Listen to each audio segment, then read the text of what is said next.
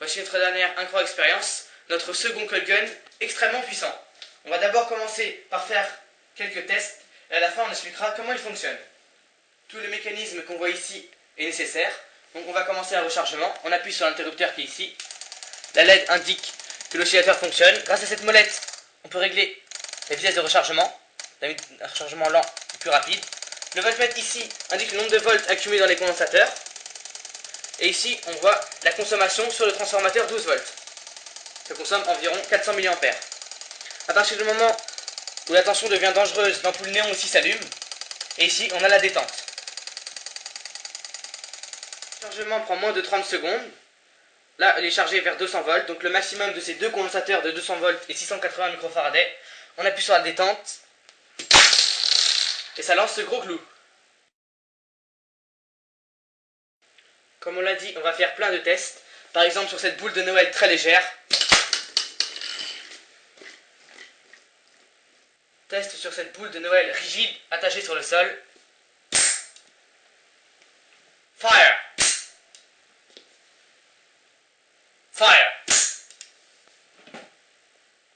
Test sur un tube à essai. Fire! Second test, il a été un peu raccourci. Fire! Dernier test sur ce qu'il en reste. Fire!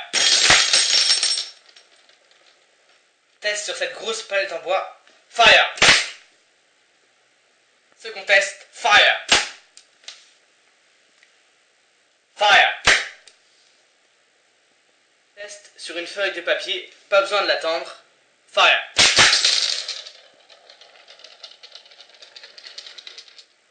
Fire! Fire! Fire! Fire! Fire!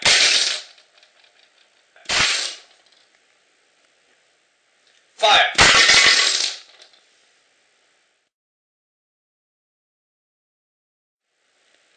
Alors, comment ça fonctionne? La batterie ici permet d'alimenter cet oscillateur. Cliquez ici pour savoir comment fabriquer un oscillateur. Lui, il va permettre d'activer ce gros transistor, aussi appelé MOSFET, qui fonctionne avec ses deux pins 9 volts et qui permet finalement d'activer ce relais de puissance. Et c'est le bruit qu'on entend à chaque fois. Et grâce à cette résistance variable, on peut choisir la vitesse du MOSFET, finalement du relais de puissance. Et bien sûr, il faut pas mettre au maximum, il y a un juste milieu pour que ça recharge le plus vite possible.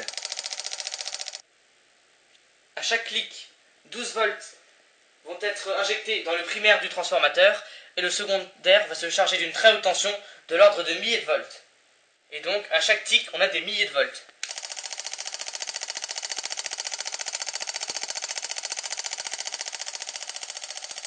On aurait très bien pu remplacer le contact du relais par un contact manuel, mais rien ne vaut une belle machine. Cette énergie va directement arriver dans les deux condensateurs. Il y a juste une diode pour que l'énergie ne retourne pas dans le transformateur. Au fur et à mesure qu'ils reçoivent la haute tension, les condensateurs se rechargent progressivement. Et à partir de 75 volts, la lampe néon ici commence à s'allumer. On peut mettre un clou. Et là on peut commencer à tirer. En appuyant ici, l'énergie va arriver dans la bobine d'à peu près 1000 tours et balancer le clou. Pourquoi le clou est-il balancé?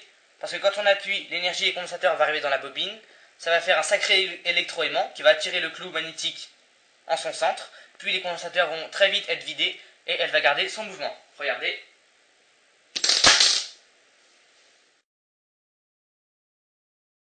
Pour vous donner une idée de toute l'énergie qui est envoyée dans la bobine, on va court-circuiter les condensateurs, mais seulement à 100 volts. C'est déjà très très violent.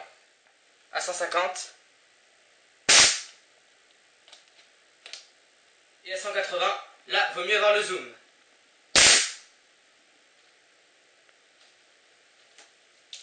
Encore un test.